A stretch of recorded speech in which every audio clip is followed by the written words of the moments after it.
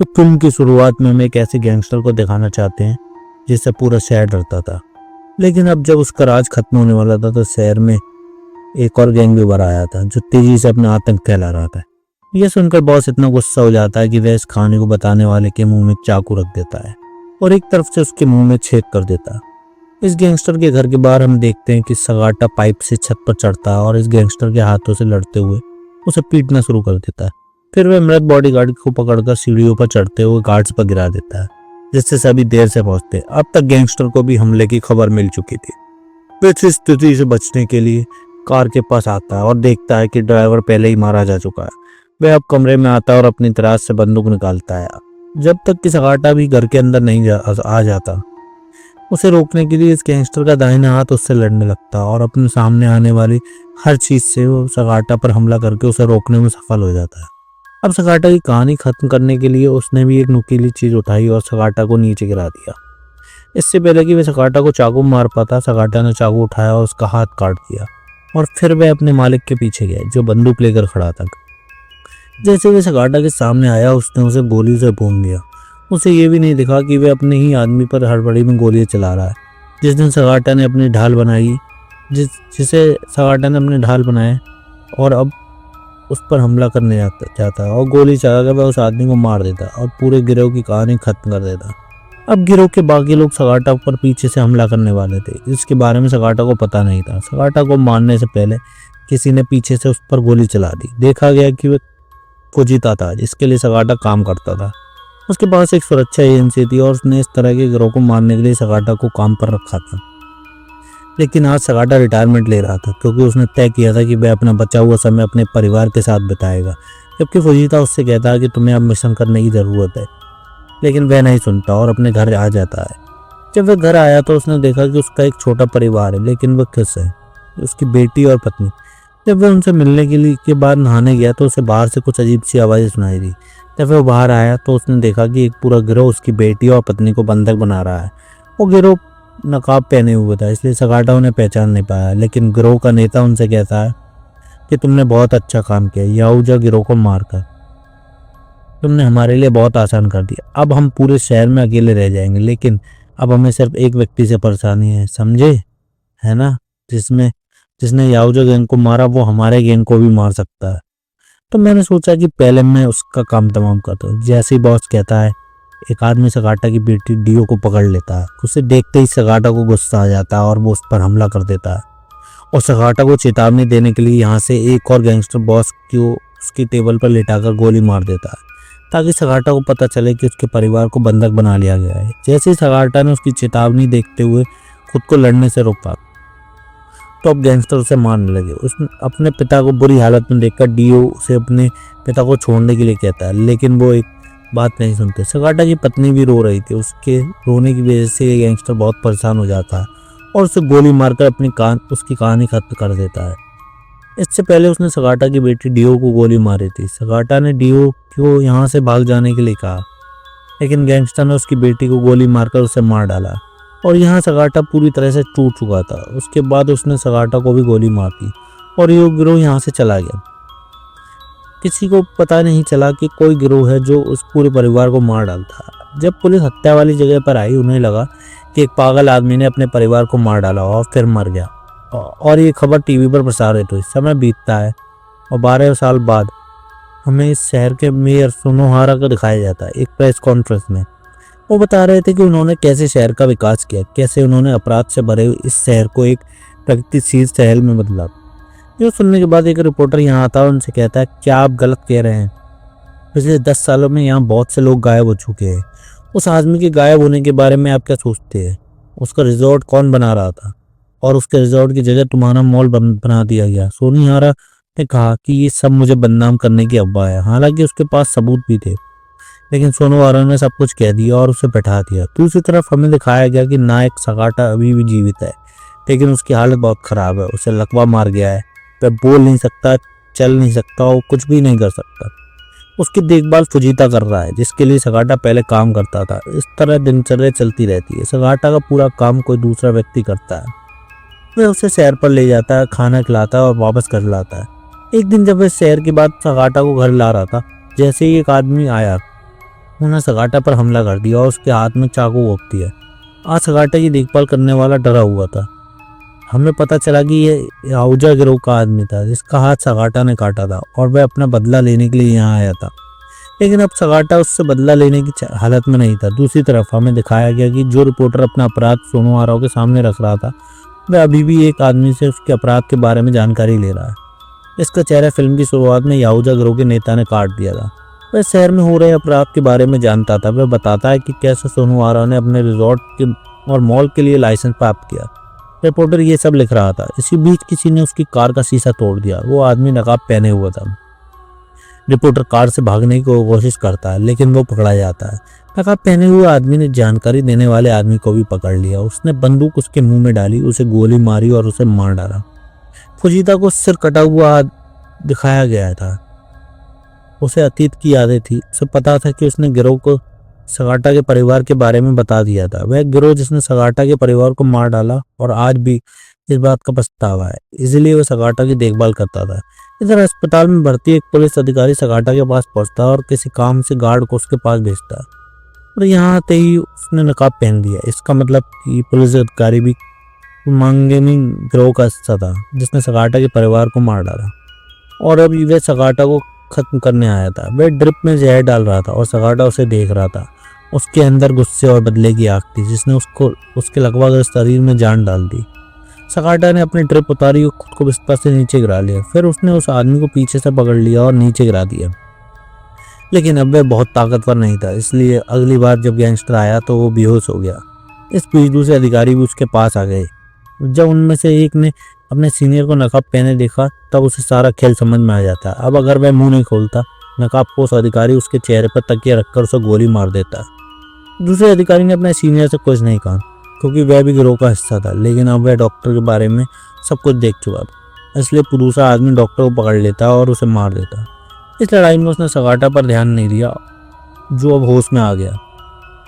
उसने नकाबपोश अधिकारी को पीछे से पकड़ लिया। उसका दूसरा साथी उसे बचाने आया तो सगाटा ने उस बिस्तर के पीछे धकेल दिया, लेकिन नकाबपोश अधिकारी के हमले से उसे नहीं बचाया। सगाटा ने खुद को बचाने के लिए उसे नीचे गिरा दिया और इससे पहले कि नकाबपोश अधिकारी पीछे से हमला कर पाता, चादर बनाकर सगाटा ने उसको गले में गोद डाल दिया और उसे जोर से धक्का देकर मार डाला। नकाबपोश अधिकारी तड़प कर अपने पैर जला रहा था और उसके दूसरे अधिकारी को उसके पैरों ने धक्का दे दिया जो खिड़की से बाहर गिर गया और मारा गया। इसी बीच फुजीता भी सगाटा को देखने पहुंच गया। वह ऊपर जा पाता यह देखकर हैरान रह गया। ऊपर जाते ही यह देखकर हैरान रह गया कि सगाटा खुद उसके सामने आ रहा था। बाहर आते हुए उसने यहाँ से कुछ खाना उठाया और यहाँ उसे अपने परिवार की सारी यादें याद आने लगी। इधर केमांगमी गिरोह के नेता को खबर मिल चुकी थी, सगाटा को होश आ गया है। वह फुजीता को संदेश देता है कि सगाटा की लाश लेकर आए और सीन कट हो जाता है और हमें दिखाया जाता है कि थोड़ी देर में एक लाश उस गोदाम में आ चुकी थी जहाँ बहुत सारी लड़कियां ड्रग्स पैक कर रही थी। लेकिन ये सब शायद एक भ्रम था। लाश किसी और की थी क्योंकि गोदाम के बाहर सीसीटीवी में सगाटा सभी गार्ड से लड़ता हुआ दिखाई दे रहा था। गेट पर बैठा चौकीदार अब सगाटा की कार पर गोली चलाता है तो अंदर सगाटा के केयरटेकर को उसकी गोली लग जाती है और जब फुजीता बाहर आता है तो वो भी गोली लगने से घायल हो जाता है। लेकिन उसने हार नहीं मानी और उसने अपने सामने गोली चलाने वाले को अपनी बंदूक से गोली मार दी। इधर जब सगाटा फैक्ट्री के अंदर आया तो उसने बहुत सारे लोगों से लड़ाई शुरू कर दी। एक एक करके वो किसी को मार रहा था और आगे बढ़ रहा था। किसी को पीछे से गिरा रहा था तो किसी के सिर को दीवार पर मार रहा था। वो सबको मार रहा था और आगे बढ़ रहा था, लेकिन और भी लोग उसका इंतजार कर रहे थे जो उस पर अलग अलग तरीके से हमला करते, लेकिन सगाटा उन्हें एक ही तरीके से मारता। जब सगाटा दूसरे आदमी से लड़ने लगा तो यहाँ एक आदमी पीछे से क्रेन लेकर आया और उसे मशीन में डाल दिया। जब सगाटा इस मशीन से नीचे गिरा तो उसने चाकू फेंका और उस आदमी की गर्दन पर मारा और वह वहीं मर गया। दूसरा आदमी कन्वेयर मशीन पर बैठा था और उस पर गोली चला रहा था। सगाटा ने एक बड़ी छलांग लगाई और कन्वेयर मशीन के अंदर चला गया। उसने अपनी बंदूक ली और उसे भी गोली मार दी और अपने साथ अपने कई साथियों को भी गोली मार दी। लेकिन लड़ाई अभी खत्म नहीं हुई थी। लोग अभी भी उसके पीछे थे। हर कदम पर कोई ना कोई उसके सामने आ जाता और वह मारता हुआ आगे बढ़ जाता था। इस बार वह अपने परिवार को बदला लेने के लिए लड़ रहा था। वह केमांगमी के नेता से लड़ रहा था। वह अपनी दवाओं के साथ लड़ने के लिए खुद को तैयार कर रहा था। जब वह ऊपर पहुंचा तो उसने देखा कि नेता पहले ही जा चुका था और उसने अपने फ़ोन पर एक बटन दबाया और पूरी इमारत जल चुकी थी, जिसमें सगाता अंदर था। अब जिस आदमी ने इस इमारत को जलाया था उसे नेता का फ़ोन आया कि सगाता को मारने के लिए उसे बधाई दे रहा था और वह कोई समलैंगिक नेता नहीं था। वह अपनी सफलता का जश्न मना रहा था, लेकिन सब कुछ गलत होता दिख रहा था क्योंकि सगाता ने खुद को कंबल में छिपा लिया था और सुरक्षित बाहर आ गया था। और उस आदमी के पैर कांपने लगे और सिपाही भी डर गए। उसने सगाता के सामने कबूल कर लिया कि उस दिन मैंने ही उस गिरोह को तुम्हारे परिवार के बारे में बताया था। मैं इस अपराध बोध के लिए इसके साथ नहीं जी सकता, तुम मुझे भी मार दो। सगाता को यह बिल्कुल बर्दाश्त नहीं हुआ, उसे गोली मारकर मार डाला। इसके बाद उसने गिरोह के दूसरे आदमी को कैद कर लिया। वह अपने नेता के बारे में जानना चाहता था। वह अपने नेता को अपने मोबाइल से कॉल करता है। यहाँ सबसे बड़ी सच्चाई सामने आती कि उसका नेता कोई और नहीं बल्कि सुनुहारा है। वह इस शहर का मेयर है और जो सगाता को बताता है कि मैं अपने कानूनी काम से जो भी कमाता हूँ वह इस शहर की तरक्की में लगाता हूँ। मुझे नहीं लगता कि मेरे गिरोह को ख़त्म करना तुम्हारे लिए अच्छा होगा। कॉल कटने के बाद सगाता अपने सामने खड़े आदमी को गोली मार देता है और उसे मार देता है। और सुबह दिखाया जाता है कि पुलिस सारे हमलों की रिपोर्ट कर रही थी जो रात में हुए थे। बताया जा रहा था कि सारे हमले सगाता ने ही किए हैं। सगाता ने सभी लोगों को मार दिया और वह खुद एक बम विस्फोट में मारा गया। ये सारी खबर दूसरी तरफ रियो ने देखी। रियो का मतलब सगाता की बेटी है जो अभी भी जिंदा थी और उसे किमांगमी गिरोह के एक आदमी ने पाला था। यहाँ उस आदमी को खबर मिलती है कि सगाता अभी मरा नहीं है, लेकिन वह छुपा हुआ है और कभी भी वह यहाँ आकर हमला कर सकता है। जबकि हम सगाता को एक बूढ़े पुलिस अधिकारी के साथ देखते हैं जिसकी एक बार सगाता ने जान बचाई थी और इसलिए पुलिस अधिकारी उसके लिए सारी खबरें लाया करता था। वह सगाता को खुशखबरी देता है कि उस दिन उसकी बेटी रियो बच गई थी क्योंकि किमांगमी गिरोह के नेता ने उसकी बेटी को गोली नहीं मारी थी, लेकिन अपनी जुड़वा बहन को गोली मार दी थी। वह सगाता से कहता है मुझे लगता है कि उसने तुम्हारी बेटी को अपनी सुरक्षा एजेंसी में रखा होगा। जैसे ही इसने ये सुना सगाता ने उस पुलिस अधिकारी की बंदूक उठाई और तुरंत उस सुरक्षा एजेंसी के लिए निकल पड़ा। यहाँ लोगों को मारता हुआ वह उस उम्मीद में अंदर गया कि रियो अंदर होगी, लेकिन वह दिखाई नहीं दी। रियो वास्तव में यहाँ छिपी हुई थी, उससे डरती थी क्योंकि अभी उसने रिपोर्ट में देखा था कि सगाता एक बुरा आदमी है और वह उसको मार रहा है। दरअसल वह सगाता के बारे में सब कुछ भूल गई थी और इससे पहले कि वह रियो को ढूंढ पाती यहाँ रियो की देखभाल करने के लिए एक आदमी आता है जिसने आते ही सगाता पर हमला कर दिया था। सगाता भी पीछे मुड़कर उसे मार देती है और रियो डरकर यहाँ से भागने लगते हैं। दोनों में कड़ी टक्कर होती है। वह गैंगस्टर सगाता को बंदूक से मारने की कोशिश करता है, लेकिन सगाता अपनी बंदूक का बात दूसरी तरफ कर देता है तो उसके बगल में लेटा वह आदमी सगाता के सिर पर मारता है और खुद को बचाता है और अब वह उसका अपमान करना शुरू कर देता है। जब वह आदमी बोलता है सगाता उसे पहचान ले जाता है कि यह वही आदमी जिसने उसकी पत्नी को मारा था। इससे पहले कि वह अपनी पत्नी का बदला लेता है उसकी बेटी रियो पीछे से आती है, उस पर तीर से हमला करती है और सगाता खिड़की से नीचे गिर जाता है। जब वह नीचे गिर जाता है सगाता वहां से गायब हो जाता है क्योंकि हमें दिखाया गया था कि सगाता को उसके साथी पुलिसकर्मी ले गए। वह सुरक्षित स्थान पर पहुंच जाता है। वहाँ सगाता का तीर निकाला जाता है और उसे पट्टी बांधी जाती है। फिर उसे सुनुहारा का फोन आता है जिसने सीसीटीवी से पता लगा लिया था कि वह सगाता के साथ भाग गया है। अब वह सगाता से फ़ोन मांगता है और सुनुहारा सगाता से कहता है अगर तुम अपनी बेटी को फिर से देखना चाहते हो तो रिजॉर्ट में आ जाओ बिना किसी परेशानी के। सगाता भी चला गया। पहले वह अपने गुप्त स्थान पर गया, वहाँ से उसने अपनी तेज कार और कुछ हथियार लिए और फिर रिजॉर्ट के लिए निकल गया। जहाँ दिखाया गया रियो एक कमरे में बंद थी और उस रिजॉर्ट में सबका ध्यान बटाने के लिए सगाता की खाली कार आती है। जबकि सगाता दूसरी तरफ से रिजॉर्ट में प्रवेश करता है। वह सुरक्षा गार्ड के सामने बैठ जाता है और सीढ़ियाँ चढ़ने की कोशिश करता है। सीढ़ियों पर मौजूद सभी लोगों को वो बेरहमी से मार रहा था। सबको मारना आसान था, लेकिन जब वह आखिरी सीढ़ी पर पहुंचा यहाँ एक आदमी अपनी तलवार से उसने सगाता को घायल कर दिया। अपने दर्द को एक तरफ रखते हुए सगाता ने पहले इस आदमी को मारा और फिर आखिरकार वह ऊपर पहुंच गए। जैसे ही वह इस मंजिल पर आया सगाता का सामना एक नकाबपोश आदमी से हुआ। उसके कौशल वाकई सगाता के स्तर के थे। उससे लड़ते हुए सगाता को वाकई बहुत मुश्किल समय का सामना करना पड़ा, लेकिन आखिरकार सगाता ने उसे हरा दिया। लेकिन लड़ाई अभी खत्म नहीं हुई थी और सीढ़ी से उसे मारने के लिए कई और गार्ड आए। उसे गोली मारते हुए लिफ्ट में सबसे ऊपर पहुंच गया।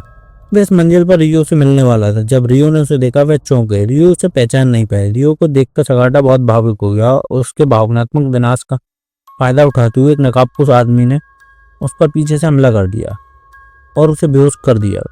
और फिर यहाँ सुनहरा की एंट्री होती है। उसके बाल पकड़े हुए ऊपर सगाता को दिखाया गया है और सुनहरा उसे सुनाना शुरू करता है शहर के राक्षस की कहानी जो वह खुद था। वह सगाटा को बताता है इस राक्षस को बिल्कुल भी दया नहीं है, देखो मैं मार डालूंगा तुम्हारी बेटी को अब। और उसने अब अपनी तलवार रियो की गर्दन पर रख दी थी जबकि सगाटा तड़प रहा था। यह दृश्य देखने के बाद रियो को सब याद आ गया, कैसे बचपन में अपने पिता को बचाने के लिए वह इन लोगों के सामने भीख मांग रही थी और बंदूक उसकी ओर तान दी गई थी। उसने अब अपने पिता को पहचान लिया था। इसी बीच ताकागोवा वह पुलिस अधिकारी जो हमेशा सगाटा की मदद करता था वह भी आ जाता है। वो यहाँ मौजूद कुछ लोगों को मार देता है और सगाटा रियो की जान बचाने के लिए उसे यहाँ से भाग जाने के लिए कहता है। सगाटा यहाँ मौजूद आखिरी नकाबपोश से अधिक आदमी से लड़ रहा था। उसके कौशल वाकई बहुत अच्छे, यहाँ तक कि सगाटा कई बार उससे हारने लगा, लेकिन उसने उम्मीद नहीं खोई क्योंकि वह अपनी बेटी के साथ रहना चाहता था। आखिरकार जब वह लड़ रहा था उस आदमी को हराने में सफल हुआ। फिर उसने अपना मुखौटा उतारा और देखा वह सोनोहारा का जुड़वा भाई है। और फ्लैशबैक में हमें दिखाया गया कि सोनोहारा का ये भाई उससे बहुत प्यार करता था। मैं उसके लिए कुछ भी करने को तैयार था, यहाँ तक कि किसी को मारने के लिए। सोनोहारा हमेशा अपने भाई का फायदा उठाता था, इसलिए वह एक आलीशान जिंदगी जी रहा था, जबकि उसका भाई उसके लिए एक नौकर की तरह रह रहा था। क्योंकि सोनोहारा का भाई मर गया इसलिए सोनोहारा को लड़ना पड़ा। दोनों को एक साथ प्रशिक्षित किया गया था। सोनोहारा अब अपने मुखौटा पहनता है, जबकि यहाँ से रियो को वह सगाटा की बेटी और अपने पिता के लिए यहाँ वापस भी आती है। दोनों के बीच एक शानदार तलवारबाजी दिखाई गई है। सगाटा जीत सकता था, लेकिन इतनी चोट के कारण उसकी ताकत कम थी, जिसके कारण सोनोहारा उस पर भारी था और वह अपने हाथ काटने में सफल रहा। हाथ कटने के बावजूद सगाटा ने हिम्मत नहीं थी और एक आखिरी बार उसने शहर के दाना पर उठाया, यानी उसने सोनोहारा पर हमला किया, जिसके कारण उसका मुखौटा उतर गया और उसका सिर भी घायल हो गया, जिसके कारण वह वहीं मर गया। और ये सारी लड़ाई रियो ने अपनी आंखों से देखी। उसने अपने पिता को कटा हुआ हाथ देखा, उसने अपने पिता को चिंतित देखा अपने पिता के पास जाने से पहले। और यहाँ वह आदमी आता है जिसने रियो को पालन पोषण किया। रियो उसे देखना भी नहीं चाहती थी और वह उससे कहती है मैं तुम्हारा असली पिता हूँ, मैंने तुम्हें पाला है। पहले ही वह रियो के करीब आता है, पीछे से सगाटा वह उसे भी अपनी तलवार से काटता है। उसके बाद वह रियो के करीब आया, रियो को गले लगाया। उसने आखिरी बार उसने अपनी बेटी से अपने प्यार का इजहार किया और यहाँ उसने अपनी बेटी को गले लगाया और मर गया। थोड़ी देर बाद इस बिल्डिंग में भीड़ लग गई, पुलिस आ गई, दमकल की गाड़ियां आ गई, बचाव दल भी आ गया, जिसने यहाँ से लाशें उठानी शुरू कर दी। दिखाया गया कि उनमें से एक जिंदा था और वह कोई और नहीं बल्कि सोनोहारा का जुड़वा भाई था। थोड़ी देर बाद दिखाया गया तो सोनोहारा का भाई अपने चेहरे पर लगे घाव के सहारे अपने भाई की जगह चुनाव जीत जाता है अपने भाई के नाम पर और इस शहर का नया मेयर बन जाता है। मेयर का इंटरव्यू देने के बाद दिखाया गया कि उसने अपने नेता का मुखौटा पहना हुआ था, यानी कि वह सोनोहारा के पद का लुत्फ उठा रहा था। उस समय रियो यहाँ पहुँच जाती है और अपने परिवार का बदला लेने के लिए अपनी शूटिंग की मदद से वह उसे कई बार गोली मारती है, उसे मार देती है और फिर अपने पिता की कार से वह यहाँ से चली जाती है। अपनी कार में वहाँ उसे उसके पारिवारिक तस्वीर थी, जिससे पता चलता है कि वह अभी भी अपने परिवार से प्यार करती है। और बस ये कहानी यहीं समाप्त हो जाती है। देखने के लिए धन्यवाद। तो गाइस वीडियो कैसी लगी आप लोगों को प्लीज़ कमेंट में ज़रूर बताइएगा। प्लीज़ वीडियो को लास्ट तक देखिए, चैनल को सब्सक्राइब भी कीजिए। Thank you so much.